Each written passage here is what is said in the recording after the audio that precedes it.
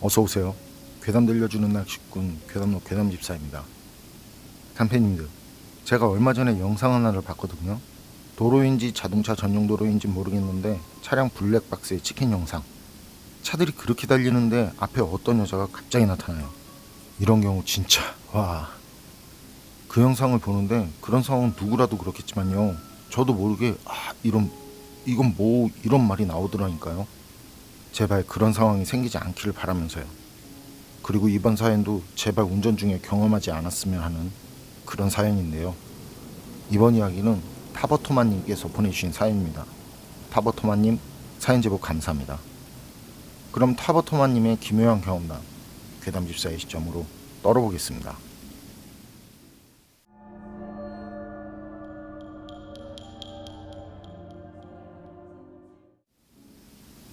제가 소름 돋는 오싹한 얘기 하나 해드릴게요. 10년 전쯤 경험한 실화고요. 낚시 동호회 회원이 충남 주산이라는 곳에 살고 있었는데 놀러 오라고 하더라고요. 그래서 친구 둘에서 저까지 셋이서 그 콧구녕에 다른 지역 바람도 넣고 베스 낚시도 할 겸 1박 2일 그쪽으로 출조를 한 적이 있었어요. 그때 제 차로 갔었는데요. 저나 다들 로드가 원피스 로드고 차가 SUV가 아니라서요. 로드를 조수석에서 뒷좌석 쪽으로 대각선으로 넣어야 했거든요. 트렁크엔 야영을 생각해서 텐트랑 야영 장비를 싣고, 그리고 친구 둘은 뒷좌석에 타고, 조수석은 로드랑 짐들을 둔 상태로 거리가 있는 곳이라 새벽에 좀 일찍 출발을 했었고요. 도착하니까 아침이더라고요. 그래서 만나서 보령호에서 낚시를 좀 하다가 같이 점심 먹고, 근데 그 회원분이 점심을 먹으면서 전화를 받더니 급하게 일이 생겨서 가야 한다고 그래요. 정말 미안하다고. 그래서 저희가 낚시도 하면서 야영을 하고 싶다고, 혹시 주변에 괜찮은 곳 있냐고 물었죠. 그때 그분은 바다 낚시를 하면 좋은데라고 말을 하는데, 저희 장비가 바다 낚시에 사용할 정도는 아니었거든요. 그리고 바다 낚시도 경험이 없었고, 그래서 오다 보니까 저수지 몇 곳이 있던데 거기는 어떠냐고. 그랬더니 거기도 괜찮다고 그래요. 그러면서 핸드폰으로 검색을 하고 콕 집어서 알려주더라고요. 거기서 그렇게 헤어지고 난 뒤에 저희는 그분이 콕 집어준 저수지로 바로 갔는데요. 텐트를 치려는데 금방이라도 비가 내릴 것처럼 어두워져요. 낮인데도 어둡더라고요. 그리고 텐트를 치고 야영을 할 분위기도 아니었고요. 텐트 치고 야영하면 누가 보고 웃을 것 같은. 그 풀들도 엄청 자라나서 자리 잡기도 그렇고. 포인트는 좋았어요. 온통 연꽃밭에 헤비커버고. 그래서 텐트는 됐고 그냥 밤낚시 정도까지 하다 가자고. 1박 2일 야영 계획은 현장에서 취소된 거죠. 그리고 해가 떨어지고 비가 내려요. 엄청나게.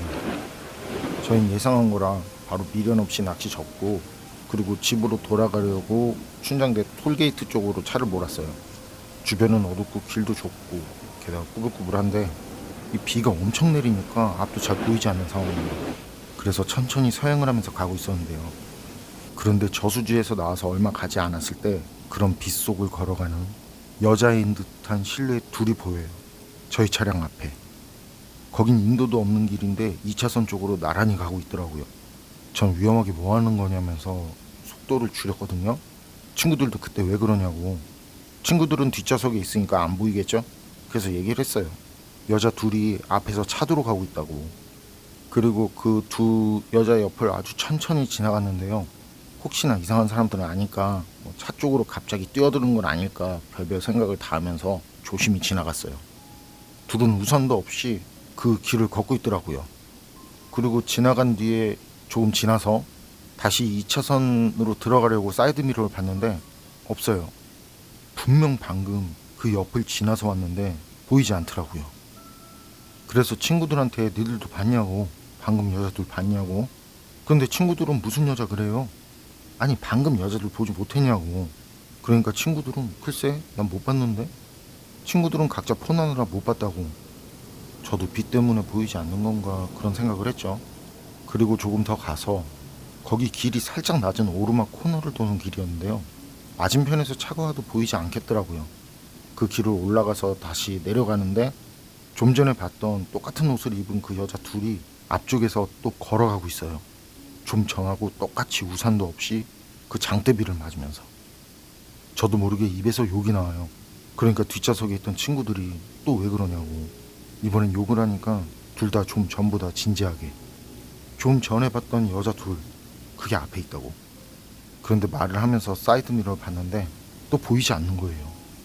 그땐 친구들도 주변을 쳐다보더니 아무것도 없다고, 친구 하나가 피곤해서 그런 거 같다고 운전교대하자고 그러더라고요. 저도 그땐 그런가? 아니 그런 건가? 그렇게 믿고 싶더라니까요. 그런데 일단 거길 빨리 벗어나자는 생각이 더 강해서요. 거기서 차를 세우면 뭔 일 날 것 같은 거예요. 그래서 아니라고, 괜찮다고, 바꿔도 휴게소에서 바꾸자고.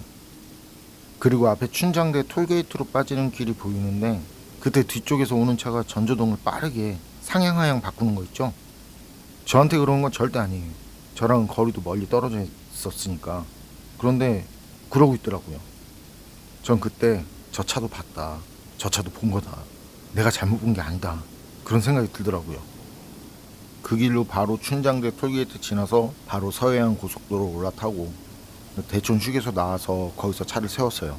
그때까지 친구들도 그냥 조용하고, 그리고 휴게소에 들어가자마자 차 주변 살펴보고, 그리고 다시 있었던 일을 친구들한테 얘기했는데요.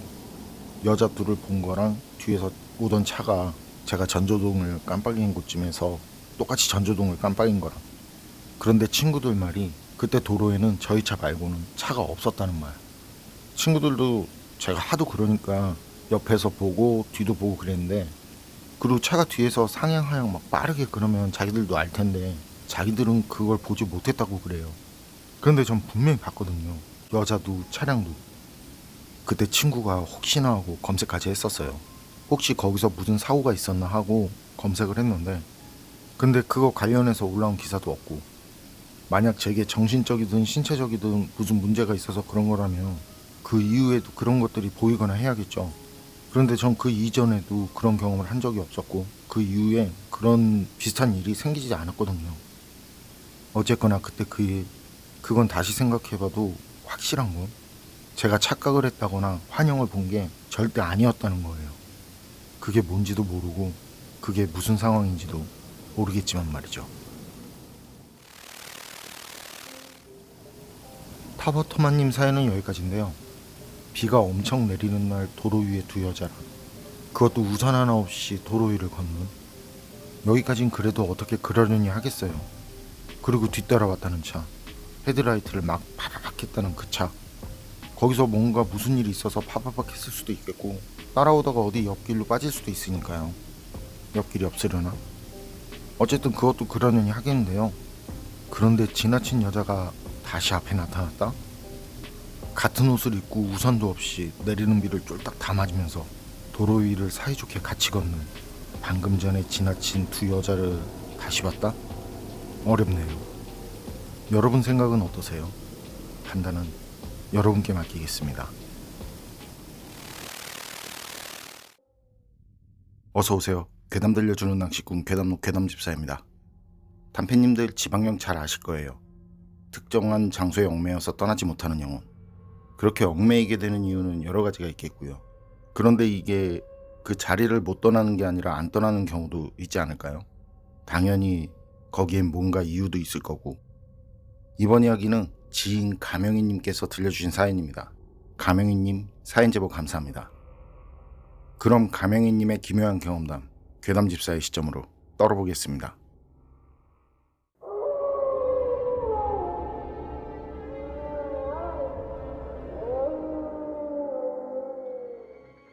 제가 소름 돋는 오싹한 이야기 하나 해드릴게요. 20년 11월에 야간 우럭 낚시를 하러 전북 섬에 갔을 때 일이에요. 2010년인가 그때쯤 알게 된 동생이 있는데요. 그 섬은 그 동생이 나고 자란 고향이기도 하고 우럭이 쏟아지듯이 나온다고 해서 갔었죠. 우럭 4자도 제법 나온다는 말이었어요. 그 배를 타고 한 2시간 정도? 그때 낚시를 간 멤버가 저랑 그 동생이랑 해서 모두 5이었거든요. 섬에 도착해서 어두워지기 전에 포인트까지 가서 그 주변 확인하고 그 자리를 잡으려면 1분 1초가 급한데 동생이 근처에서 밥을 먹고 가자는 거예요. 그래서 다들 장소부터 확인하고 먹자 그런 반응을 보이니까 동생 말이 그때 가려는 곳이 우리가 있는 그 항구에서 그냥 말 그대로 섬을 가로지른 반대편에 있다고 하더라고요. 그리고 우리와 포인트 사이에 있는 건 산이고 진짜 그냥 경사 조금 있는 깔끔하게 높은 산. 게다가 낚시하려는 곳에는 이제 먹을 것도 없고 뭘 먹을 환경이 아니라면서 얘기를 하더라고요. 그러면서 등산하기 전에 뱃속에 못 좀 넣어두자고. 그래서 우린 항에서 간단히 끼니를 채우려고 이제 동생이 앞장서서 들어간 그 식당 겸 민박집에 들어갔는데요. 그 집이 그 친구가 아는 동네의 그 형 가게더라고요. 들어가자마자 끌어안고 반기면서 인사하고, 저희도 사장님한테 가볍게 인사하면서 자리 잡고, 그리고 밥 다 먹고 계산하고 나가는데, 사장이면서 동네 형이라는 분이 검은 봉지 몇 개를 챙겨줘요. 동생이 한 말처럼 거기 가면 먹을 것도 없고 낚시하면서 많이 출출할 거라고, 우리가 밥 먹을 때 조금 준비했다라면서 이렇게 주더라고요. 그러면서 동생을 보더니 그래요. 거기 가냐? 네. 근데 별거 없죠. 뭐 별거 있겠냐. 그래도 조심해. 그러고는 우리 보면서 또 그 형식적인 살짝 미소. 우리도 가볍게 웃어주고 가게를 나와서 낚시를 하러 가는데 진짜 산. 우리 앞에 산 하나가 떡하니 놓여 있더라고요. 경사는 거의 45도 내외? 체감 경사는 70도 정도 되는. 가방 메고 낚싯대 들고 확실하는데 일반적인 그 여행으로 가는 등산 있죠.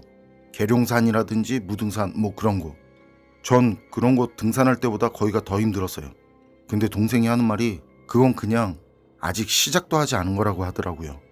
그러다 제가 아까 식당에서 얘기한 거 무당이 어쩌니 뭐니 어쩌니 한 거 그게 뭔 얘기냐고 물어봤죠. 뭐 실은 궁금하다거나 뭐 그렇다기보단 거길 올라가는데 힘들고 지루하니까 그냥 올라가는 것보단 그래도 얘기나 좀 들으면서 그렇게 올라가면 더 좋으니까 그래서 물어본 건데요. 동생이 그 말을 듣더니 그거 무서운 얘긴데요. 마을에서 있었던. 해줘요? 그러더라고요. 그러니까 사람이 어때요? 그런 관심 없던 것도 좀 궁금해지잖아요.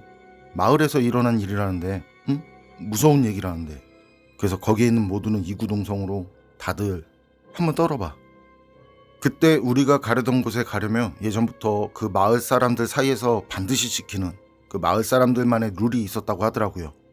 그건 그 산을 넘을 때 꼭 둘 이상 함께 가야 한다는 거였는데 그 이유가 산 너머에 있는 무당집 때문이라고 하더라고요.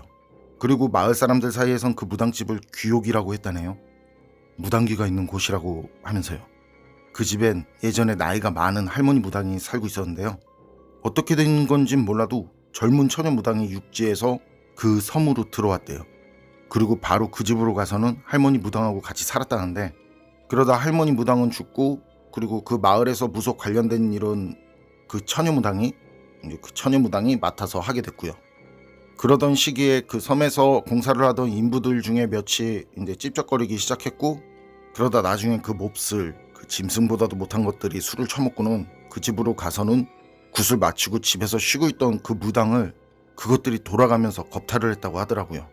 그리고 이후에 무당 몸에 이제 돌을 묶은 뒤에 거기 집 앞에 벼랑이 있는데 그 벼랑에서 바다로 무당을 던졌다는 거예요. 그런데 그때 그것들 중 하나가 발이 미끄러지면서 바다에 같이 빠졌다는 거예요. 그런데 바다에 빠진 뒤에 그 남자가 떠오르지 않았다네요. 왜 사람이 바다에 빠지면 뭔가 액션을 취한다든지 기절을 해도 물 위로 떠올라야 하잖아요. 몸에 돌을 묶은 무당이야 돌 때문에 가라앉는다고 쳐도 남자는 떠올라야 하는데 그 어디에도 남자는 보이지 않더라는 거죠. 그때 그것들은 그 상황에 기겁을 하고 달아났는데, 그리고 무당이 보이지 않으니까 마을 사람들은 무당을 찾으러 다녔고, 뭔가 알고 있던 사람들은 이제 그놈들을 의심했는데 이 심증은 있는데 물증이 없으니까, 그리고 마을 사람들 중엔 그것들 중에서 또 하나가 안 보이니까, 그래서 무당이 그것들 중 하나랑 눈이 맞아서 그 육지로 갔다는 말도 나오고. 그런데 이 섬이다 보니까 배를 통해서 섬에서 육지로 왔다 갔다 하잖아요. 근데 수소문을 해도 육지로 나간 흔적도 없고, 얼마 지나지 않아서 경찰 수사가 진행됐고요. 그러자 좀 지나서 그때 몹쓸 짓을 한 놈들이 모두 자수를 했다고 하더라고요. 수사망이 좁혀오는 것도 그렇지만 다들 꿈속에서 맨날 무당이 나온다면서요. 그리고 무당이 계속 바다로 데려가려고 한다는 그런 말을 했다더라고요. 그런데 금마들이 얘기한 그 꿈이 모두 동일했다는 거. 그러면 육지로 도망가지 않았냐고 하니까 바로 육지로 달아나면 자기네들이 범인이라는 게 들통나니까, 그래서 다들 짜고 가지 않기로 했었다는 거예요. 그리고 신기한 게 말이죠. 그 뒤에 현장 검증을 하는데 그때 그놈들이 무당을 던진 그 바다, 거기서 그 몹쓸 것들 중에 이제 바다에 빠져서 죽었던 그 하나와 불쌍하게 죽은 무당이 떠올랐다고 합니다. 그리고 그 몹쓸 것 다리엔 무당을 묶었던 끈이 묶여 있었고요. 그때 나쁜 짓을 한 그 나머지 것들은 혼비백산해서는 막 헛소리를 짓거렸다는데요. 알록달록한 옷을 입은 무당이 그 절벽 공중에 떠서는 자기들 보고 오라고 손짓을 한다면서 말이죠. 빨리 자기들을 감옥에 넣어달라고 막 빌듯이 말했다고 해요. 이 일은 그 동생이 태어나기 전에 훨씬 전에 있었던 일이고, 그리고 마을에서 어른들 사이에서 내려오는 말이라 그 동생도 부모님께 들은 얘기라는데, 그때 같이 간 일행 중 하나가 이제 그게 뭐가 무섭냐고, 지금 여기 올라가는 게 더 현실적으로 힘들고 무섭다고 그 정도 얘기는 널렸다면서 그런 말을 했거든요. 저도 사실 그런 얘기야 뭐 그렇게 생각하고 있었는데, 그 동생이 그런 말을 하더라고요. 신기하게요, 여기 올 때 암만 여럿이 와도 그 중에 마을 사람이 없잖아요. 그냥 육지 사람들만 해서 이렇게 오면 이상하게 사고가 나더라고요. 그러면서 얘기를 하는데, 거기가 이전에 바다 낚시를 하는 사람들이 여러 사고로 죽었다고 그 기사에도 나오고 했던 거기라고 하더라고요. 마을 사람들은 낚시하면서 사고가 난 적이 없는데 죽지 사람들끼리만 오면 그렇게 사망사고가 난다면서 말이죠. 그리고 바다에 빠져서 죽다 산 사람들이 하는 얘기가 말이죠, 파도라든지 뭐가 와서 거기에 휩쓸려서 빠지거나 절대 실수로 발을 헛디딘 게 아니라 그냥 자신 스스로 뛰어들게 됐다고 하더래요. 그냥 멍하게 최면에 걸려서 기억이 나지 않는 게 아니라 하면서 자신이 뛰어들고 있다는 걸 인지하는 상태에서, 그리고 그렇게 뛰어든 바다엔 말이죠, 그 뛰어든 순간 알록달록한 옷을 입은 여자가 보였고 말이죠. 여자가 보여서 뛰어든 게 아니라 뛰어든 뒤 바다에 빠졌을 때, 그러니까 바다에 빠진 낚시꾼은 물속에서 그 여자를 본 게 되는 거죠. 그리고 정신을 차려보니 주변엔 자신을 구해준 사람들이 보였고, 그 동생도 그렇고 처음 가게 사장도 그렇고 그리고 마을 사람들도 그렇고 다들 그 무당 얘기, 그걸 믿는 분위기라고 하더라고요. 우린 그 말을 들으면서 올라가다 보니까 산 정상을 찍고 그리고 다시 우리가 가려는 곳으로 내려가는데, 거기 한쪽을 가리키면서 동생이 그러는 거예요. 저희가 규옥이 있던 자리라고. 마을에선 그 규옥을 없애고 대신 거기에 나무를 심었다고. 눈앞에 보이는 나무가 그렇게 심어진 나무라고 하더라고요. 근데 전 나무를 이렇게 보는데 무섭다라기보다는 좀 안쓰럽다? 그런 생각이 나더라고요. 몹쓸 것들한테 몹쓸 짓을 당하고 그렇게 안타깝게 생을 마감하고 얼마나 한이 많았으면 죽어서도 아직까지 그 섬을 나가지 못하고 있을까, 그런 생각이 들더라고요. 지인 가명희님의 사연은 여기까지인데요. 그렇더라고요.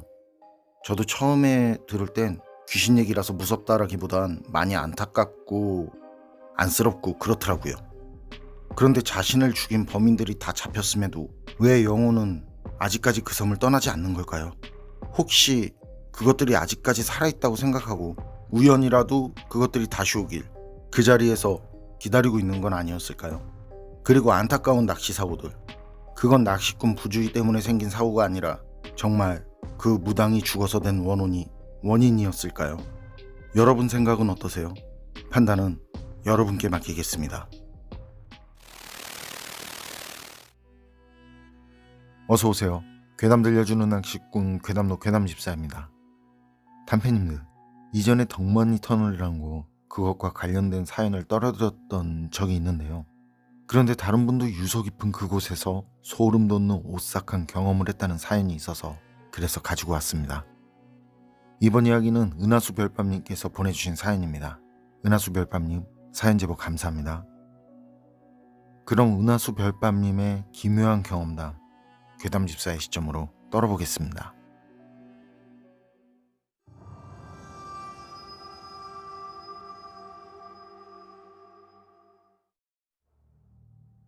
제가 소름 돋는 오싹한 얘기 하나 해드릴게요. 괴담록에서 덕만이 터널 그 사연을 봤는데요. 사실 저도 몇 해 전 그곳에서 이상한 경험을 했었어요. 제가 춘천 퇴계동이라는 곳에 사는데 덕만이 고갯길이라는 곳이 회사와 집으로 오가는 여러 선택지 중 하나거든요. 회사에서 김유정 도로를 좀 지나면 나오는 곳이죠. 그 고갯길 일대가 한적하고 양옆으로는 산들이 있어서 분위기도 좋고 힐링도 되는 느낌이 들거든요. 드라이브 하기 좋은 길이죠. 그렇다 보니 자연스럽게 기분 전환도 되고 해서 자주 그쪽 덕만이 고개를 넘어서 운전을 해서 집으로 가곤 했는데요. 밤늦은 퇴근을 할 땐 뭐 거의 그쪽 길로 다녔었죠. 그만큼 거기 분위기가 좋으니까. 그러다 23년도 2월쯤이었던 것 같아요. 밤 12시가 훨씬 넘은 새벽 시간이었는데 그날 제가 생각해도 좀 이상한 게 제가 뭐에 홀렸을까요? 그날 밤부터 폭설이 내리고 제설도 안 된 상태였거든요. 가만히 집에 잘 있다가 갑자기 무슨 객기가 발동했는지 그런 상태에서 그 덕만이 터널 그 고갯길을 가고 싶더라고요. 진짜 아무 일도 없이 감자를 숨겨놓은 것도 아니고 누구 만날 사람이 있는 것도 아닌데 내리는 눈을 보니까 가고 싶어지더라고요. 왜 정상적이라면 그렇게 폭설이 내리고 쌓여가는 눈을 보며 나가려다가도 안 나가잖아요. 그런데 이상하게 못 참겠는 거예요. 거기 가고 싶어서 마치 누가 부르는 것 같기도 하고. 그래서 나갔죠. 그 마구마구 내리는 눈을 마주하면서 운전을 하는데도요, 겁이 안 나요. 오히려 제 쪽으로 날아드는 그 눈들이 멋지다는 느낌? 진짜 뭐에 홀린 것 마냥 그랬었다니까요. 그리고 그렇게 무사히 덕만고개에 도착했고 슬금슬금 넘어서 탑골마을 쪽으로 나가니까 그땐 진짜 더 이상은 운전할 수 없을 것처럼 눈이 쌓여가요. 그리고 그때 그제야 정신이 정상으로 돌아오듯이 한참 전에 느껴야 했을 겁도 나면서 거기까지다라는 생각이 들더라고요. 그래서 서둘러서 춘천으로 턴해서 집으로 가는 길. 그런데 덕만이 터널 지나자마자 나오는 그 삼거리 신호등, 그쯤 지나서 가는데 거기 거울 쪽에서 하얀 뭔가가 서 있는 게 보이네. 그땐 눈도 펑펑 쏟아지는 새벽인데 처음엔 지나치면서 봐서 제가 뭘 잘못 봤나 싶더라고요. 그런데 암만 생각해도 그게 잘못 본 게 아닌 것 같더라는 거죠. 그리고 제가 본 부분이 사람들이 덕만이 고개에서 뭔가 이상한 걸 봤다고 말하는 그 부분하고 같은 거죠. 터널 나와서 삼거리 신호등에 있는 볼록 거울. 그리고 나중에 그 부근에서 또 다른 경험을 하게 됐는데요. 그해 지나고 늦봄이었을 거예요. 덕만이 고개 거기가요. 평소 차량 진입이 많지 않은 곳이라 그런지 풀들이 높게 그 자리를 잡은 곳들이 대부분이거든요. 그런 분위기 때문인지 저도 그쪽을 지날 때면요, 가끔 이게 스산하게 느껴지기도 하더라고요. 그리고 거기 고개 넘어서 마을 쪽으로 내려가다 보면요, 절개지가 나오고요. 거기 절개지로 조금 들어가면 공터가 나와요. 그럼 거기 공터에서 밤에 가끔 하모니카를 불기도 했거든요. 다른 이유는 없고 그냥 조용하고 또 혼자 있는 분위기도 좋아서요. 그런데 말이죠, 그날도 그렇게 조용히 거기서 혼자 자리를 잡고 하모니카를 불고 있는데요, 그쪽을 끼고 도는 도랑에서 물은 더럽지 않은 곳인데 시궁창 물비린내가 유독 심하게 느껴지는 거예요. 거기 보면 공사 절개면 쪽으로, 공사 현장 사무실로 쓰는 곳인지 용도는 잘 모르겠는데요, 컨테이너 박스가 있단 말이에요. 그리고 그 옆에 버들이 있고. 그런데 그때 그 버들이 있는 쪽, 그쪽에 뭔가 좀 정확하진 않은데 좋지 않은 느낌이 드는 뭔가가 있는 것 같아. 그래서 그쪽을 뚫어져라 쳐다봤죠. 그랬더니 사람 형체 같은 검은 실루엣이 보이는데 말이죠, 머리가 없어. 머리가 보이지 않더라고요. 와, 그건 진짜 착각이 아니라 진짜 정확하게 머리가 없는 그런 형체였어요. 그래서 전 그거 보자마자 기겁을 하고 바로 차를 몰고는 냅다 거기서 나왔는데요. 그 뒤로 더 이상 그쪽에 가는 건커녕 지나가는 것도 겁나더라고요. 그리고 어쩔 수 없이 덕만이 터널을 지날 때도 진짜 긴장이 엄청 돼서는, 아무튼 터널도 그렇지만 그 고개 넘는 길도 거기가 음기가 많이 느껴지는 터 같아요. 특히 공사장 절개지 버들, 그 머리 없는 뭔가를 본 것은 특히 더 말이죠.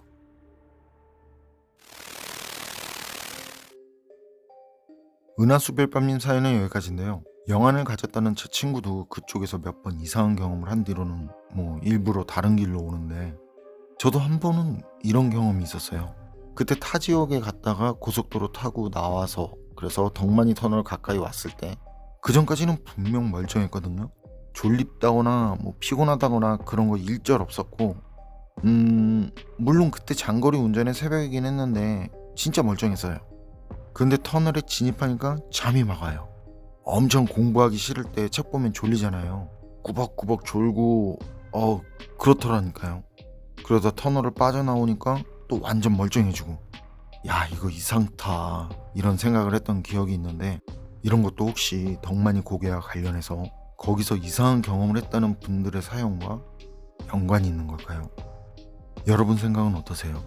판단은 여러분께 맡기겠습니다.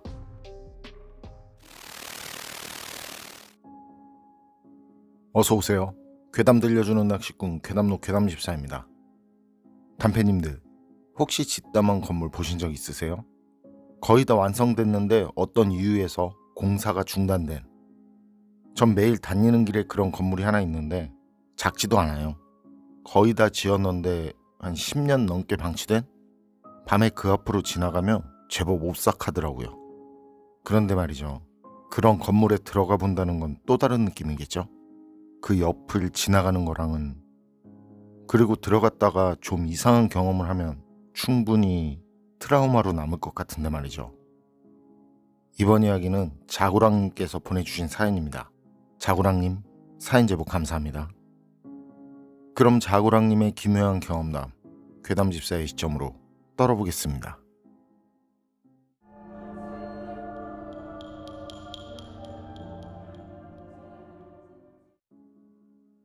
제가 소름 돋는 오싹한 이야기 하나 해드릴게요. 이거 90년대 초반 제가 고등학교 때 경험한 진짜 있었던 일인데요. 동네엔 같은 학교를 다니는 친구가 5. 학교를 갈 땐 거의들 5이 같이 다녔고요. 학교랑 동네 사이엔 작은 산이 있는데 그리 다니면 버스비도 안 되고 버스를 타고 가는 시간이랑 비슷하게 걸려서 말이죠. 제법 운동도 되고. 그래서 저희 5은 그리 다녔었어요. 그리고 산 중간쯤에 공사를 하다만 건물이 하나 있었는데요. 4층 건물이고 어떤 이유로 공사가 중단됐는지 물어봐도 아는 사람도 없고, 겉에서 보면 외벽이 그냥 진한 회색인데요. 창문들 자리는 큼지막하게 나 있는데 창문들은 하나도 달려있지 않아서 그 밖에서 봐도 안이 보이고, 낮에도 그 건물 옆을 지날 땐 안에서 누가 쳐다보는 것 같은 그런 느낌이 들 정도로 오싹하고 불쾌한 기분이 드는 그런 건물이었어요. 그러던 그 일이 있었던 그날도 평소처럼 야간 자율학습을 마치고 다 같이 그 산을 넘어오는 길이었는데요. 그 건물을 지나칠 때 친구 하나가 그래요. 저건 완공도 안 하고 부수지도 못하고 볼 때마다 기분 더럽고 짜증난다고, 오늘따라 더 그렇다고. 그러니까 그 친구 말에 다들 그렇다고. 그런데 그때 다른 친구 하나가 자긴 거기 다녀왔다면서 밖에서 볼 땐 무서운 느낌이 있지만 안에 들어가면 그렇지 않다고 하더라고요. 그 친구 말이 층마다 방이 대략 10개? 안엔 방도 많고 생각보다 깨끗했다는 거예요. 안쪽은 이미 다 만들어서 방마다 문도 달려있다고 하더라고요. 그러니까 그 말에 다른 친구 하나가 가보자고. 그 말에 다녀왔다는 친구는 망설임 없이 가자고. 그래서 우린 그 건물로 가게 됐는데요. 판넬로 된 경계를 넘어서 가까이 가니까 지나다니면서 볼 때보다 완성 단계에 가까운 건물이었어요. 그리고 건물 안은 바깥에서 볼 때보다 어둡지 않더라고요. 그때가 야간 자율학습 마치고 밤 10시 정도 됐었는데 그 건물에는 창문도 없고 그리고 달빛이 밝아서인지 생각보다 어둡지 않았어요. 그런데 안에 들어가니까 다녀왔다는 친구 있잖아요. 그 친구 말하고 달라요. 방도 말처럼 많지 않고 문도 없이 뻥 뚫려 있더라고요. 애들이 너 전에 왔었다면서 이거 말하고 다르지 않냐고 그랬죠. 그러니까 금마가 하는 말이 뻥이었다고. 그냥 한 말인데 니들이 가자고 할 줄은 몰랐다고. 그 친구는 그때 애들한테 욕 엄청 먹고 1층부터 둘러보면서 3층까지 올라가서 그 방들 몇 개를 지나서 복도 끝에 있는 방으로 갔는데 여기저기에 술병들이며 이미 사람들이 다녀간 흔적들이 여기저기 많더라고요. 아무래도 거기가 동네 양아치들 아지트 같더라고요. 그래서 우린 귀신보다 이제 그것들이 더 위험하지 않겠냐고 그냥 나가자고. 그때였어요. 그때 우리가 간 방이 공터 쪽으로 난 창이 있었는데 거기도 다른 곳처럼 창문은 달려있지 않고 그냥 창문 자리만. 바깥을 보니까 공터에 사람들이 얼핏 보여요. 3-4명 정도. 무서워서 자세히 보진 못했거든요. 땅을 파는지 뭔지 모르겠는데 이렇게 모여있더라고요. 그냥 좀 질이 나쁜 동네 양아치쯤으로 생각했고요. 그래서 마주치기 전에 조용히 나가자고. 다행히 들어온 쪽하고 반대쪽이라 조용히들 나가자고. 그래서 최대한 조용히 소리내지 않고 나가는데 얼핏 방에 사람이 있는 게 보이더라고요. 분명 들어올 때는 없었는데 언제 왔지 싶은. 저나 친구들은 그거 보고도 조용히, 그쪽에선 눈치채지 못했다고 생각을 했거든요. 아주 최대한 조용히. 그렇게 계단까지 갔는데, 그런데 그때 4층에서 쿵쿵거리는 소리가 들려요. 마치 계단을 뛰어내려오는 듯한. 뭔지는 모르겠지만 어쨌든 그땐 그게 그렇게 들렸거든요. 우린 그때부터 진짜 심장이 터질 정도로 뛰기 시작했고요. 그렇게 정신없이 달려서 건물 바깥까지 나와서도 뒤도 돌아보지 않고 계속 뛰었어요. 그렇게 달리다 중간에서 친구 하나가 넘어졌는데, 그 친구를 일으키면서 이제 돌아보니까 다행히 쫓아오는 건 없더라고요. 그래도 겁이 나는지라 우린 또 계속 달리고, 산에서 내려와서 찻길을 건너서 동네 입구 가게까지, 그리고 각자 집으로 돌아가고, 전 집에 들어가서 엉뚱한 짓거리 하고 다닌다고 아버지가 좀 엄하셨거든요. 그래서 그런 말 들을까봐 별 말을 하지 않았는데, 친구 중에 아버지가 경찰인 친구가 있었어요. 그 친구는 자기 아버지한테 그 있었던 일을 얘기했고, 그래서 친구 아버지가 다음날 동료들하고 갔었다나 봐요. 뭔가 조치를 해야겠다고. 지금도 그렇지만 당시엔 불량배들을 진짜 좋지 않게 봤었잖아요. 고등학생이 어른한테 담뱃불 빌려달라고 그럼 귓방망이 맞는 시절이었으니까. 그런데 그 뒤 친구 아버지께서 저희 5 모두 경찰서로 오라고 하시더라고요. 그리고 경찰서에 가서 참고인 조사겠죠. 저희가 그때 있었던 일, 공터에 사람이 있었고 방에 사람이 있었고 4층에서 아래로 내려오는 듯 계단에서 쿵쿵쿵 뛰는 소리가 들렸었다. 그날 있었던 상황에 대해서 말씀드리고 나왔어요. 그때 아저씨들 말이 반대쪽 공터, 우리가 사람을 봤다고 한 거긴 사람이 서 있을 수 없을 정도로 넝쿨이 빽빽하게 있었고요. 3층, 아마도 우리가 그 사람이 있는 걸 본 그 방 같은데, 거기서 남자 시신 3구가 발견이 됐다고 그래요. 사망 시기까지는 저도 모르는데 저희가 거기 가기 전에 죽은 건 확실했고요. 그리고 4층, 거기 계단 끝부분에서 비슷한 시기에 사망한 걸로 보이는 시신이 발견됐다고 하더라고요. 그래서 이건 그때 동네에선 나름 크게 이야기가 돌았었고요. 조금 지나서 그 건물에는 출입금지 경고판이랑 울타리가 세워졌는데요. 그때 5은 진짜 입이 다물어지지 않는다고 그러잖아요. 말을 못 하겠더라고요. 그때 느껴지는 그 공포. 한참 동안은 밤엔 혼자 동네 가게도 못 가겠고 잊혀지지도 않더라고요. 그리고 지금도 확실하게 말할 수 있는데, 그날 밤 우리가 본 그건 절대 착각이나 환청 따위가 아니었어요. 그건 5 모두가 경험한 일이었으니까요. 자고랑님 사연은 여기까지인데요. 우선 암만 버려진 빈집이고 흉가고, 이거 집주인이 등록된 곳이면 함부로 들어가면 안 됩니다. 귀찮은 일이 생기거나 복잡해질 수 있거든요. 그리고 그런 건물들은 가지 않는 게 좋죠. 호기심에라도.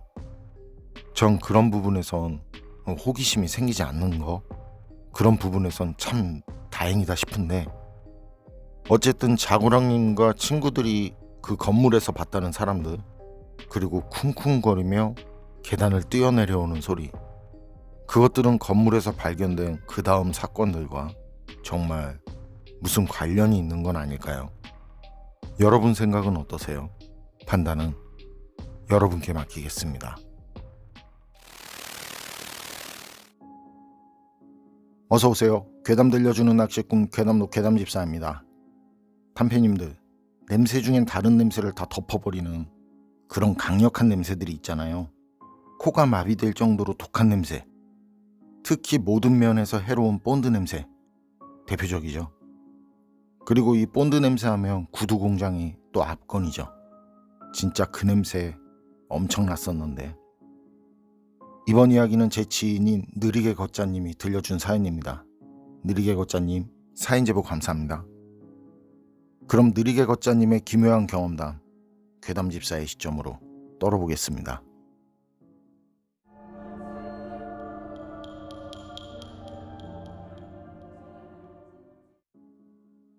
제가 소름 돋는 오싹한 이야기 하나 해드릴게요. 제가 성수동에서 여성 수제화 할 때를 일이고요. 작은 사무실의 직원 셋, 디자인만 하고 샘플이나 제작은 댄서화 공장하는 친한 사장님이 계셨거든요. 그 사장님한테 맡기는 방식으로 운영을 했었어요. 그 사장님이 댄서화 전문이라지만 국내 유명 디자이너 제품을 납품하는 분이셨는데 저희 직원 중에 전에 다닌 회사에서 그 사장님하고 거래를 한 친구가 있어서 그 친구 소개로 알게 된 사장님이었어요. 그 사장님 구두 만드는데 대충이라는 게 없었어요. 그래서 신뢰도 더 가고 금방 친해져서 저희 사무실 제품은 모두 그 사장님 쪽에 맡겨서 제작을 했는데요. 한 번은 하우스피라고 그 제품들 보면 브랜드를 상징하는 로고 있죠. 그게 제품 전체에 그 인쇄든 불박이든 그런 방식으로 박혀 있잖아요. 그걸 만들려고 전부터 거래하는 작업소에 갔을 때 그때 거기에서 만나서 알게 된 사람이 있었거든요. 영국 토탈 패션 브랜드인데 라고 그 브랜드 국내 판권을 가진 회사 사장이었는데 당시에 국내 주요 도시 백화점에 구두 매장들이 입점을 한 회사였어요. 당시엔 구두만, 뭐 가방이라든지 의류나 그런 건 없고 50대 중후반 정도 보이는 여사장이었고 그리고 비슷한 나이대로 보이는 이사라는 사람이 한 명 있었고 남자. 알게 된 것도 그쪽에서 먼저 말을 걸어와서 알게 된 건데 제가 작업 의뢰하는 걸 보더니 구두하냐고 그래서 그렇다고 작업소 사장님도 그쪽에 좋게 말해주는 분위기. 그때도 거기 작업소 사장님하고 자기 쪽 하우스피 로고 배치나 그런 걸로 얘기 중이었다고 하더라고요. 작업소 사장님이 좋게 말하니까 저한테 즉석에서 문의를 하더라고요. 얘기하면 길고 그때 상황이 참 곤란했는데 어쨌든 이게 절대 제 자랑은 아니고요. 그때 브랜드에서 브랜드 판권만 가져왔지 대표 로고 외엔 따로 아무것도 없었거든요. 그래서 그때 그 자리에서 제가 메인 로고를 보고 그 브랜드 이니셜로 도안을 해드렸고요. 나중엔 직접 방문해서 하우스피에 사용할 로고 만들고 그거 패턴화해서 배치까지도 따로 작업을 해드렸어요. 그리고 지금까지도 국내에 그 브랜드가 있고 이젠 토탈 패션 브랜드 구색을 갖췄고요. 그리고 그때 만든 그 패턴 그걸 아직까지 사용을 하고 있더라고요. 그리고 이 얘긴 그때 그 하우스피 패턴을 만들기 위해서 그 회사에 방문했을 때 경험한 일이에요. 그때 그렇게 그 자리에서 만든 로고가 마음에 들었는지 그냥 바로 자기네랑 같이 자기네 회사로 가자는 거예요. 그땐 저도 일정이라는 게 있으니까 곤란하잖아요. 그런데 막 밀어붙이는 게 처음엔 뭐 이런 사람들이 다 있나 싶을 정도로 그건 부탁이라기보다는 좀 상황도 상당히 부담스럽더라고요. 그래서 좀 그렇다고 나중에 따로 찾아뵈면 안 될까요 했었죠. 그러니까 사장이랑 이사가 나중에 꼭 좀 와달라고 하더라고요. 저도 잘 되면 좋으니까 그러겠다고 했죠. 그리고 언제 가겠다고 시간까지 약속 잡고 약속한 날 저희 직원 한 명하고 그 회사로 찾아갔어요. 첫인상이 나쁘진 않았어요. 공장 규모도 성수동에선 컸었고 입구에 패션에 관심 있는 분들이라면 들으면 다 아는 거고 그 회사 브랜드 부츠가 납품을 기다리는지 엄청 쌓여 있더라고요. 그런데 사무실로 들어가는데 다른 부서가 없어요. 디자인팀이라든지 경영팀이라든지 그런 부서가 없어요. 패턴이나 저부같이 구두를 만드는 인원 외엔 사장하고 이사가 백화점 관리부터 납품까지 다 하고 있더라고요. 제작팀 인원 몇 명의 백화점 직원들이 전부인 회사였어요. 사장하고 얘기하면서 여기저기 소개를 받는데 구두꼴부터 가죽, 디테일 같은 게 엉망이더라고요. 그리고 작업 얘기를 하다가 그 부분 관련해서 얘기가 나왔고 사장이랑 이사가 회사 운영 자체가 처음이라는 거예요. 그리고 그 첫 시작이 구두였던 거고 성수동 그쪽이 진짜 살아남기 어렵거든요. 게다가 말을 더 들어보니까 뭐 이건 그냥 부실기업? 보유자본이라는 게 없어요. 돈을 여기저기서 끌어다가 간신히 일하는 사람들 월급 주고 월세 내는 정도. 지금도 그런지 모르겠는데 그때 구두 만드는 구두공들은 몇 종 만들면 얼마 이렇게 도급제니까 어떤 분들은 족수가 안 나오면 개인 공부 챙겨서 바로 다른 곳으로 갔거든요. 공장을 운영하려면 일하는 사람은 잡아야 하니까 일감 만들어 주려고 이사가 여기저기서 일감 따와서 그거 울며 겨자 먹기로 납품하고 사장은 여기저기 돈 좀 부탁하러 다니고 그러고 있다고 하더라고요. 그런 말을 들으니까 좀 도와주고 싶다는 생각이 들었어요. 저도 잘난 건 없지만 저도 많이 힘들었고 아니까. 그래서 로고랑 하우스피 패턴 그거 무료로 해드리고 틈틈이 디자인도 해드리고 그러다 백화점 매장을 좀 보고 싶더라고요. 앞으로 거래를 해도 될까 싶은 것도 있고 혹시나 하는 조금의 가능성을 좀 찾고 싶었나 봐요. 그리고 사장님이 같이 간다는 거 제가 혼자 돌면 안 되겠냐고. 그렇게 저 혼자 매점 입점한 곳 위치만 받아서 갔었죠. 그런데 가보니까 어디 한 곳도 제대로 된 매장이 없더라고요. 제품 진열부터 직원들 고객 대응까지 매장의 제품 재고 보유 상태도 엉망이고 그리고 어딘 세일을 하는데 어딘 세일을 하지 않고 매장 쪽에서 제품을 사입해도 그러지 않는데 직영 매장인데 그러고 있더라고요. 또 판매하는 제품 절반 정도가 사이즈가 없더라고요. 이게 매장마다 거의 다 비슷한 상황이었어요. 그리고 나중엔 제가 아는 분들 중에 체계적으로 공장 운영을 도와줄 분이 없냐고 그래요. 그래서 그 사장님 있죠? 저희 제작 전담하시는 그 사장님. 그 사장님께 상황 말씀드리고 좀 도와주시겠냐고. 그러니까 사장님이 만나나 보자고. 그래서 같이 거길 갔는데요. 여사장하고 사장님하고 인사하고 전 디자인 뽑으려고. 디자인에 맞춰서 구두골을 만들면 좋겠지만 대부분 사정이 그렇거든요. 있는 구두골 보고 디자인을 구두골에 맞추는.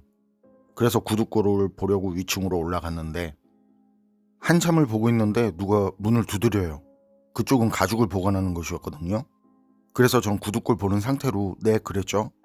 그랬는데 말은 없고 또 문을 두드리더라고요.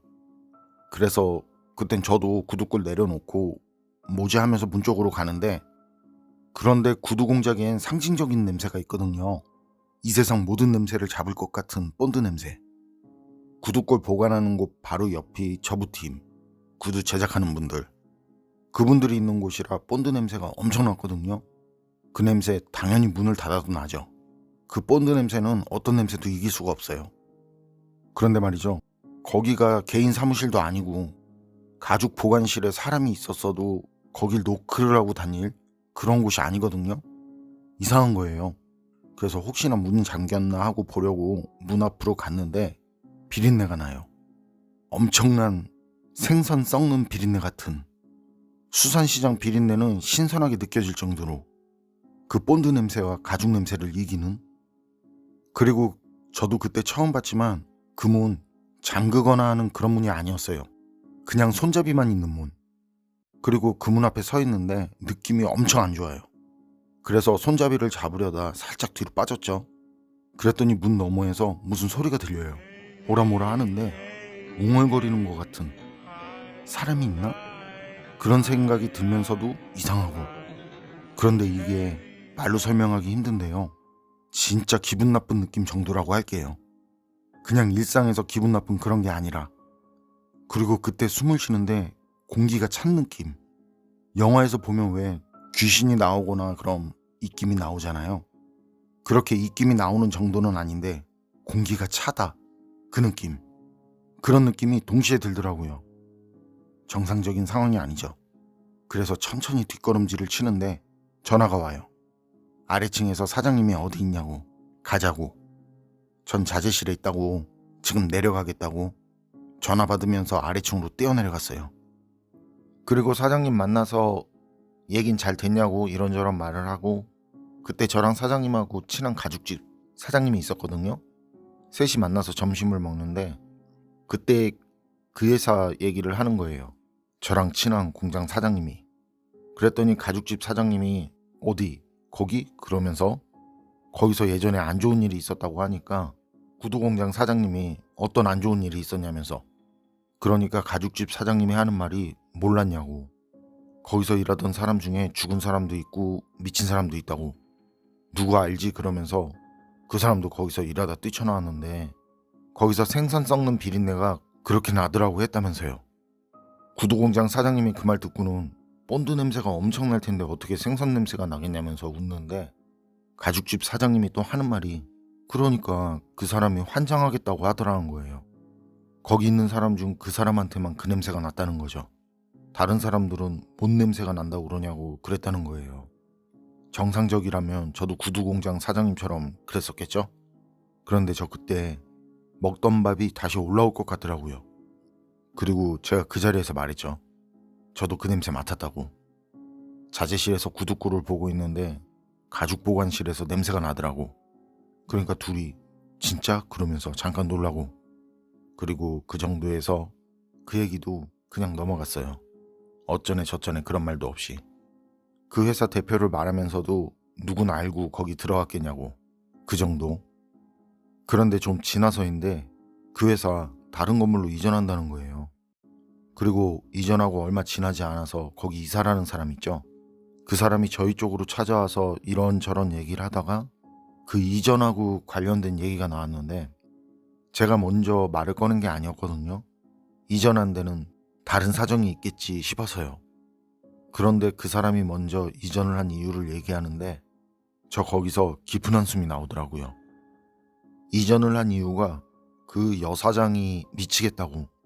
맨날 무슨 생선 썩는 냄새가 난다고. 그래서 미치겠다고. 그러니까 이사가 사장한테 무슨 구두공장에서 생선 썩는 냄새냐고. 본드 냄새만 진동하는데.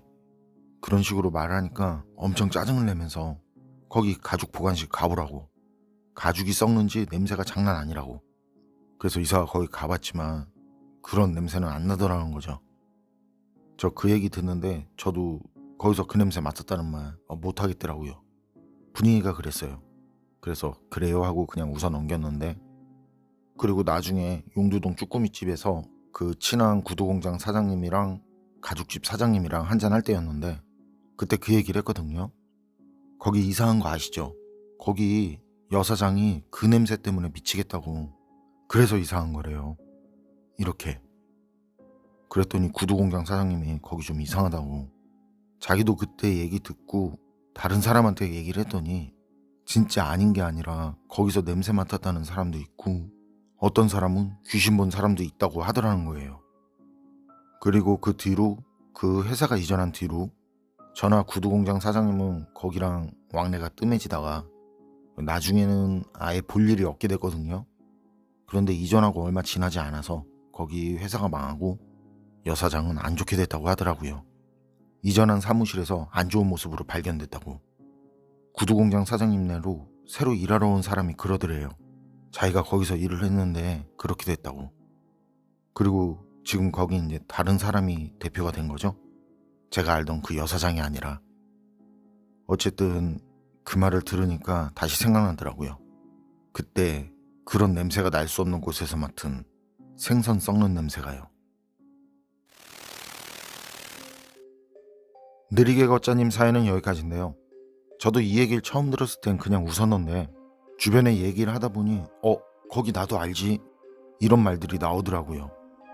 그러다 나중에 저도 그 브랜드가 그렇게 됐다는 것도 알게 됐고 그렇다 보니까 그 건물하고 그 안 좋은 일들이 무슨 연관성이라도 있는 건가 싶기도 했고요. 어쨌든 그렇죠. 구두공장 본드 냄새 엄청나죠. 다른 냄새? 구두공장 본드 냄새 앞에선 다 무치가 되죠. 저도 그걸 확실히 알고 인정하는 건데 저도 가끔 이상한 경험을 하면 이게 본드 냄새 때문에 환각 상태가 된 건가 그런 적도 몇 번 있었거든요. 그런 생각이 환기부터 시키는데 물론 평소 작업을 할 때도 환기는 필수지만 그땐 더 시키는 거죠. 그런데 그런 곳에서 생선 썩는 냄새라 그것도 특정 사람만 맡을 수 있는 그건 혹시 우리가 생각하는 그런 존재가 풍기는 냄새였을까요? 여러분 생각은 어떠세요? 판단은 여러분께 맡기겠습니다. 어서오세요. 괴담 들려주는 낚시꾼 괴담로 괴담집사입니다. 담패님들 빙의 된 사람 보신 적 있으세요? 제 경우엔 군 시절 진짜 눈 엄청 내리고 바람 엄청 불던 겨울밤이었는데요. 헬기도 뜨지 못할 정도로. 그런데 그런 날 빙의인지 뭔지는 모르겠지만 어쨌든 정상적이지 않은 사람과 하룻밤을 보내야 했던 경험이 있어요. 쉽게 그때 그 사람 상태를 말씀드린다면 그냥 이해할 수 없는 말을 하고 혼자 웃으면서 뛰어다니는 그리고 몸이 부서져라 여기저기 들이받는. 그때 그 사람한테 군의관이 약물을 투여했었는데요. 그뒤 반응을 보더니 의학적으로 뭔가 설명하기 힘들다고 그래요. 그 약물이 정확히 뭔지는 몰라도 말이죠. 그거 한 방이면 팔이 잘려도 잠을 자게 된다는 거예요. 그런데 그 사람은 그걸 2대나 맞은 뒤에도 장정을 4시나 몸에 달고 움직였거든요. 그 장정 4시 그냥 매달린 게 아니라 못 움직이게 잡은 건데, 그런 상태로 계단을 올라가더라니까요. 게다가 계단을 올라가면서 말이죠, 자신은 예전에 누구였고 누구였고 이런 말들을 하는데, 그런 거 보면 참. 이번 이야기는 일본 괴담 채널에 올라온 사토시의 기묘한 경험담입니다. 그럼 일본인 사연자 사토시의 기묘한 이야기, 괴담 집사의 시점으로 떨어보겠습니다.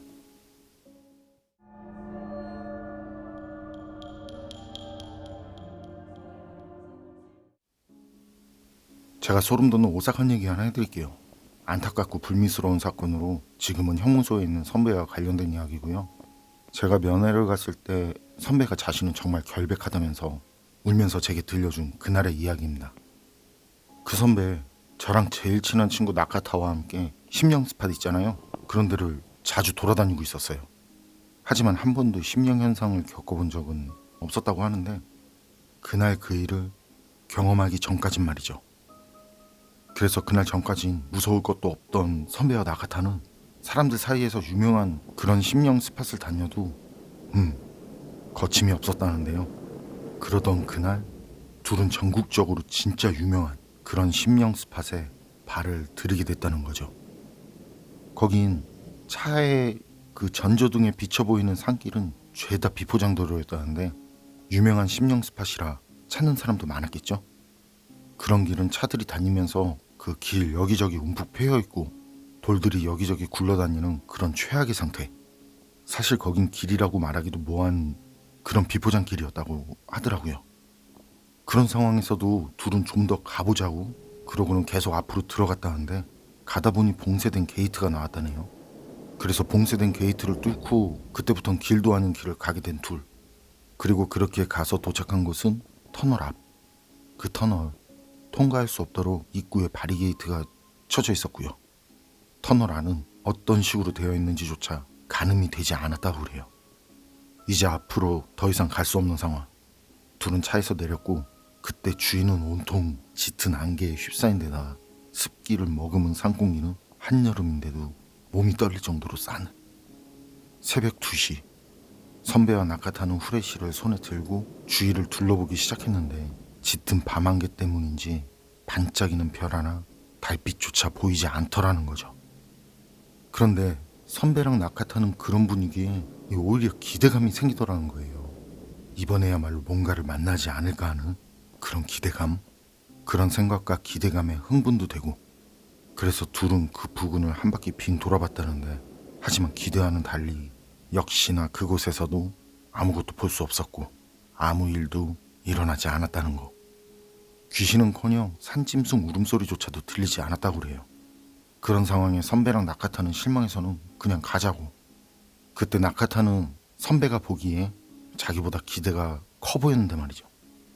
그래서 이제 알 수 없는 말까지 해가면서 차에 탔다는데요. 운전은 선배가, 조수석은 나카타. 선배가 차를 출발하려던 그때였답니다. 차 앞에 누군가가 서 있던 게 말이죠. 그런데 그 순간, 진짜 찰나같이 짧은 순간인데 선배는 속옷이 젖을 정도로 말이죠, 온몸에서 식은땀이 나더래요. 그리고 누군가라고 생각했던 그건 좀 전보다 더 확실하게 보이기 시작했는데, 전조등에 비쳐 보이는 그거, 차 앞에 서 있는 그건 분명 여자였다고 그래요. 기장이 긴 하얀 원피스를 입은 여자. 처음엔 선배도 웬 여자가 거기에 있나 싶어서 그래서 뭔가 하고 어떤 상황인가 하고 자세히 보려고 그랬대요. 그런데 여자는 고개를 숙이고 있는 데다 검고 긴 머리카락 때문에 얼굴은 보이지 않았다는데요. 그런데 그 뒤 선배가 기겁을 하게 된 거. 그 여자 긴 원피스 아래로 드러난 발이 보이는데 산속임에도 불구하고 맨발이더라는 거예요. 그리고 그 맨발은 지면에서 살짝 떠있는 상태였다고 하더라고요. 그걸 본 뒤부터 선배는 입이 바짝바짝 날라오고 몸은 손가락 하나 움직일 수 없는 상태. 1초가 1시간같이 길게 느껴지는 영혼 같은 시간. 그때 여자가 천천히 얼굴을 들었다고 그래요. 그때 그 여자 얼굴은 얼굴 전체가 피범벅인 상태. 그때 선배 옆에 있던 나카타가 비명을 지르고 선배는 나카타가 지르는 비명 소리에 겨우 최면에서 깨어난 것처럼 정신이 돌아왔다고 그러고 그때 선배 눈에 보인 나카타 모습 거의 반 미친 사람처럼 비명을 지르는 모습. 그런 상태에서 나카타는 조수석 의자가 떨어질 정도로 발버둥을 치면서 말이죠. 앞에 있는 그 피범벅이 된 여자를 가리키면서 저거 사람 아니라고 빨리 받아버리라고 선배한테 화까지 내면서 소리를 지르더라는 거죠. 그리고 선배는 그때 자신도 왜 그러는지 모르겠는데 그때 나카타 말대로 자동차 엑셀을 있는 힘껏 밟고 그 여자 쪽으로 차를 몰았다고 그러고요.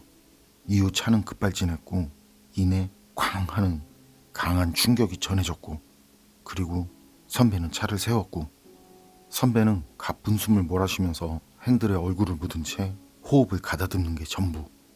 그 여자를 봤을 때부터 느낀 공포와 좀 전에 부딪힌 충격으로 움직일 수 없었는데 지금 귀신을 잡은 건가? 해낸 건가? 머릿속엔 이런 생각이 들더래요. 그런데 그런 생각도 잠시 문득 이상하다는 생각이 들더라는 거죠.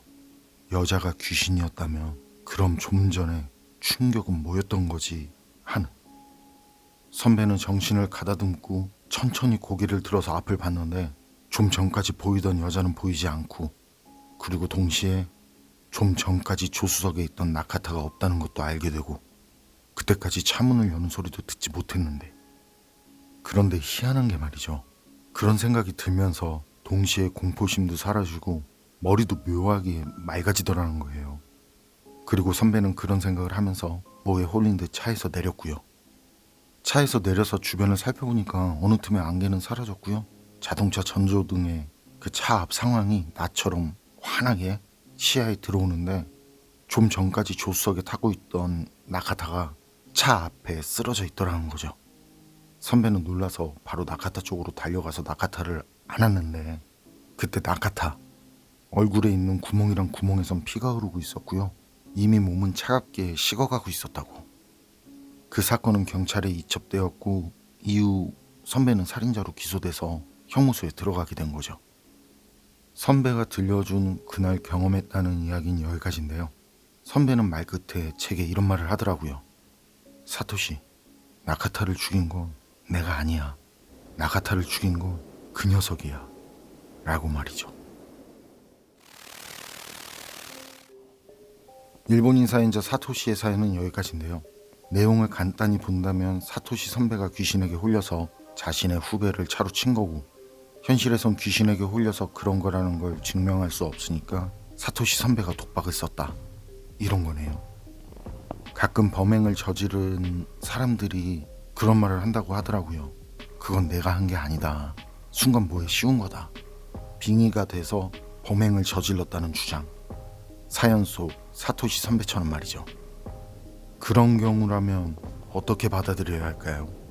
정말 말처럼 빙의라도 됐던 걸까요? 아니면 정상적인 사람이 아닌 걸까요? 그것도 아니면 여러분 생각은 어떠세요? 판단은 여러분께 맡기겠습니다. 어서오세요. 괴담 들려주는 낚시꾼 괴담로 괴담집사입니다. 단페님들, 완전히 다른 장소에 있는데 똑같은 경험을 한다는 거. 그런데 거기엔 그런 일이 생길 가능성이 있는 서로를 연결하는 연결고리 같은 것이 있다면 요거 재미지고 흥미롭겠죠? 신기하잖아요. 그런데 그게 즐거운 경험이 아닌 오싹한 경험이라면 문제가 되겠죠? 이번 사연은 민국이님께서 보내주신 사연입니다. 민국이님 사연 제보 감사합니다. 그럼 민국이님의 기묘한 경험담 괴담집사의 시점으로 떨어보겠습니다.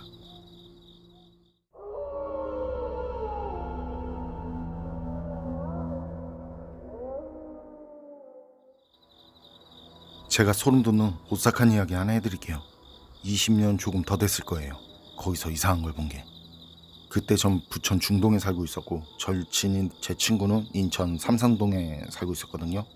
근데 그때 둘 다 금전적인 여유가 많지 않아서 말이죠.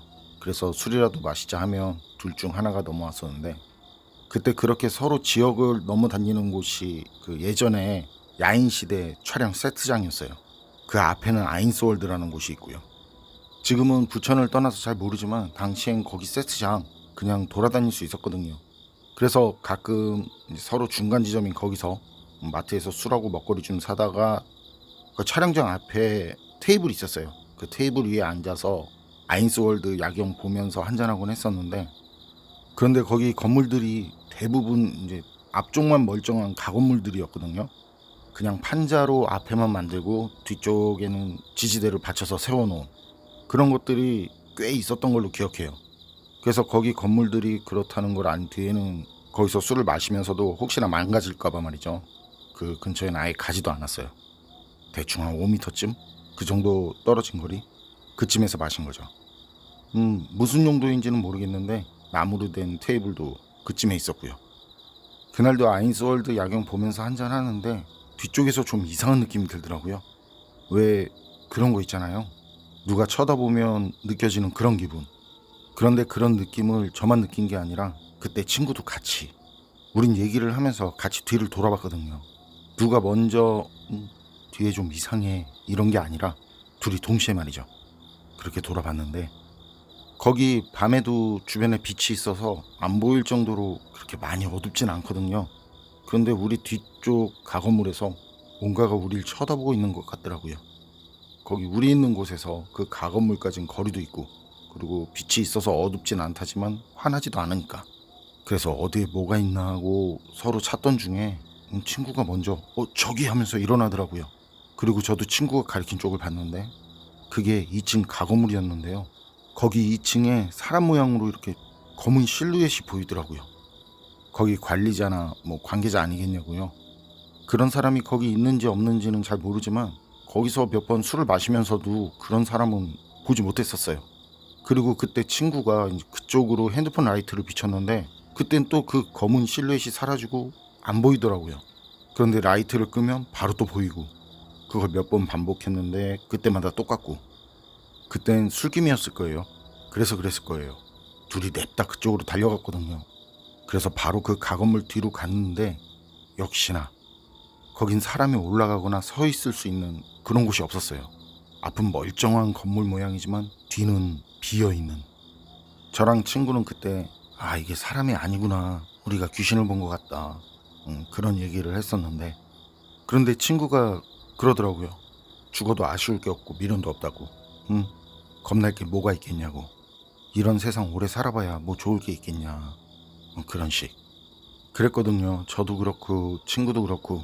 그땐 취업도 안 되고 그냥 여기저기서 조금씩 벌어서 먹고 살 텐데, 어쨌든 저도 그 친구 마음이 이해가 되더라고요. 아니, 이해가 아니라 공감인 거죠. 그래서 저도 에라 모르겠다, 뭐 귀신이 무섭냐 현실이 무섭지 이러면서 그렇게 둘은 다시 자리에 앉아서 술을 마시는데 이게 영 맛이 없더라고요. 그래서 그날은 그쯤에서 이제 서로 각자 집으로 돌아갔고, 그 바로 다음 날부터였는데요. 몸이 너무 안 좋은 거예요. 몸살같이 온몸이 쑤시고 아프고 몸 안에서는 몸이 타오르는 것처럼 열도 나고, 그런데 병원에서는 체온도 혈압도 다 정상이라고. 감기약이겠죠? 그거 받아서 먹고도 며칠을 앓았어요. 그런데 그때 말이죠, 낮이었거든요. 잠이 들었다가 살짝 눈을 떴는데, 그런데 시커먼 뭔가가 제 발과 발 사이에서 절 쳐다보고 있더라고요. 그때 식은땀에 온몸은 물론 주변까지 축축해질 정도였는데 이런 게 가인가? 그런 생각이 들고, 확실히 꿈은 아니었어요. 제가 그때 깨어 있었으니까요. 그러다 시간이 지나니까 그게 스르륵 사라지면서 그제야 몸도 움직이더라고요. 그걸 친구들한테 얘기하니까 친구들이 가위에 눌린 것 같다고. 그런데 그때 전에 촬영 세트장에서 이상한 걸 같이 본 그 친구가 놀라면서 그래요. 자기도 똑같았다고. 며칠을 아파서 누워있는데 그때 저랑 똑같이 그런 일이 있었다고. 그 친구 말도 그렇고요, 저도 그렇고요. 그게 가위라고 한다면 가위 눌린 건 그때가 처음이었는데요. 그런데 100번 양보해서 그게 가위라고 해도 둘이 같이 이상한 뭔가를 본 그 바로 다음 날부터 같은 시기에 다른 장소에 있는데 같은 가위에 눌린다? 이 부분에서 다른 친구들은 또 한 번 자지러지고, 그 뒤로 저도 친구도 더 이상 이상한 걸 보거나 하진 않았는데요. 그때 그 일은 20년이 지난 지금까지도 잊혀지지 않고 도무지 이해할 수 없는 그런 경험이었어요.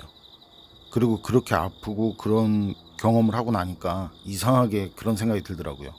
그래도 살아있는 게 좋고 감사한 일이구나 하는 생각이. 저도 제 친구도 말이죠. 민국이님 사연은 여기까지인데요. 설 것도 없는 가건물 2층에 서서, 아니 떠 있는 거죠. 그렇게 떠서 민국이님과 친구를 바라봤다는 그거. 라이트를 비추면 사라지고 라이트를 끄면 다시 보이고, 그건 뭐였을까요? 그냥 둘이 뭔가를 착각하고 잘못 봤다고 하기엔 좀.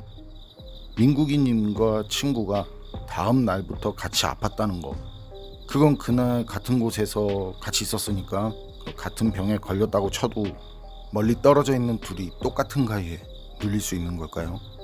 이건 그날 본 그 시커먼 실루엣과 무슨 관계가 있는 건 아닐까요? 여러분 생각은 어떠세요? 판단은 여러분께 맡기겠습니다. 어서오세요. 괴담 들려주는 낚시꾼 괴담로 괴담집사입니다.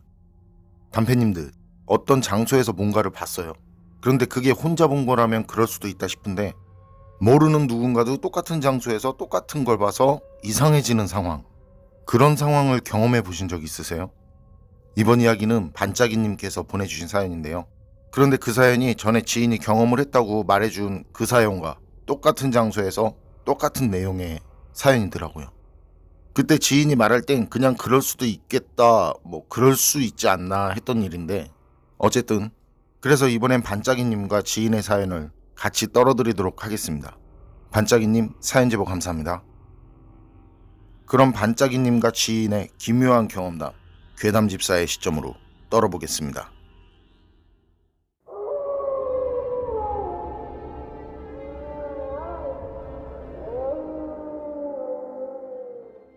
제가 오싹하고 소름 돋는 얘기 하나 해드릴게요. 자동차 전용 도로로 알고 있어요. 제가 그 이해할 수 없는 상황을 경험한 곳이, 어쨌든 거긴 사람이 지나다닐 수 없고 지나다닐 길도 없는 곳인데요. 이 얘긴 그런 장소에서 비 오는 날 손을 흔들면서 서 있던 이상한 남자에 대한 얘기예요. 그리고 그 경험은 20년 가까이 지난 지금도 기억 속에서 잊혀지지 않고 있고요. 점심에 포천에서 친한 친구 결혼식이 있었거든요. 그때 포천 시내던가 거기 오래된 예식장이 있었어요. 기억하는 게 1층엔 은행이 있었거든요. 그래서 거기서 돈을 찾았기 때문에 기억하는데, 어쨌든 거기서 11시던가 그쯤에 모여서 식사를 하고, 저녁엔 남양주에 있는 처가댁에서 처가 식구들하고 이제 식사 모임이 있어서 남양주로 넘어가야 하는 날이었어요. 당시 저희 부부도 신혼이었는데 그날 진짜 친한 친구들이 오는 자리라서 어쩌면 술을 입에 댈 수도 있겠고, 어차피 저녁에 가족 모임에 가면 술을 마시게 될 거고, 모임 마치고 넘어올 때 운전을 해야 하니까, 그래서 모임 같은 거 진짜 싫어하는 와이프도 그날은 같이 동석을 했었는데요. 그리고 포천에선 남양주에서 이제 저녁에 가족 모임이 있다고, 그래서 가야 한다고, 미안하다고 먼저 일어난다고 하고 그렇게 나와서 남양주로 출발했죠. 그땐 처가댁 식구들도 봐야 한다는 그런 압박감이 있어서 그런지 다행히 포천에선 그 술에 대한 갈망을 이겨낼 수 있었어요. 암만 생각해봐도 술을 마신 모습으로 간다는 게 좀 그렇더라고요. 그리고 제가 운전을 하려니까 와이프가 아니라고, 가서 술도 마실 것 같으니까 운전은 와이프가 할 테니 이제 전 좀 쉬라고 하더라고요. 그래서 포천에서 출발할 땐 와이프가 운전을 했는데요. 그런데 출발할 때 조금씩 내리기 시작한 눈이 점점 굵어지더라고요. 그리고 그때 그 부근에 꽤 긴 구간에서 이제 공사를 하고 있었는데, 눈 때문에도 이제 앞도 잘 안 보이니까 와이프가 많이 피곤해하는 것 같더라고요. 근데 마침 그때 이제 휴게소가 앞에 보여서 잘 됐다고, 휴게소에서 좀 쉬고 제가 운전하겠다고 해서 휴게소로 들어갔고, 거기서 와이프랑 분위기 있게 따뜻한 커피 한잔하고 와이프랑 교대해서 휴게소부터는 제가 운전을 했는데요. 그렇게 나와서 얼마나 갔을라나? 공사 구간이 또 나왔는데 멀리 앞에 어떤 사람이 서 있는 모습이 보였어요. 처음엔 손을 천천히 흔들면서 있길래, 그 공사 구간 같은 데 보면은 그 안전 마네킹인가? 그 공사 구간 경고하는 마네킹인가 했었거든요. 와이프도 그렇게 생각했고요. 그리고 그때 내리던 눈이 점점 굵어져서는 좀 빨리 달릴 수 없는 상황이었거든요.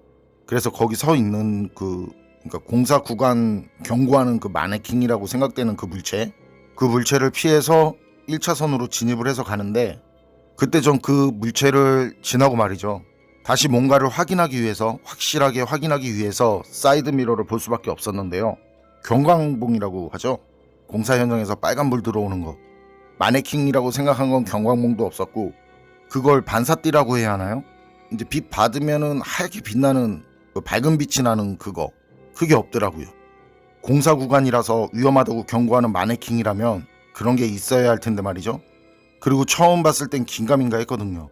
마네킹이 좀 많이 더럽다 할 정도로 전체적으로 지저분했어요.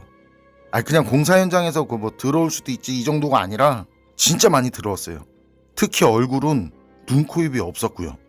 그래서 지나가면서 다시 확인하려고 이제 본 건데, 그때 그 마네킹이라고 생각했던 건 사이드 미러에 비친 모습이죠.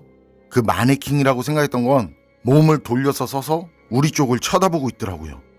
남자처럼 보이는데 확실히 얼굴에 눈, 코, 입이 없었어요. 아내도 그걸 보고 기겁을 했고요. 그래서 전 처가 때 가족 모임에서도 술을 마시지 않았는데요. 지금은 아니지만 그 당시에는 그때 그 길로 다시 갈 엄두가 나지 않더라고요. 그래서 그때 이제 다른 길로 돌아서 가야 하니까 제가 운전을 하려고 그래서 술을 마시지 않았는데요. 그리고 그때 처가 식구들 만나서 오면서 있었던 일을 얘기했거든요.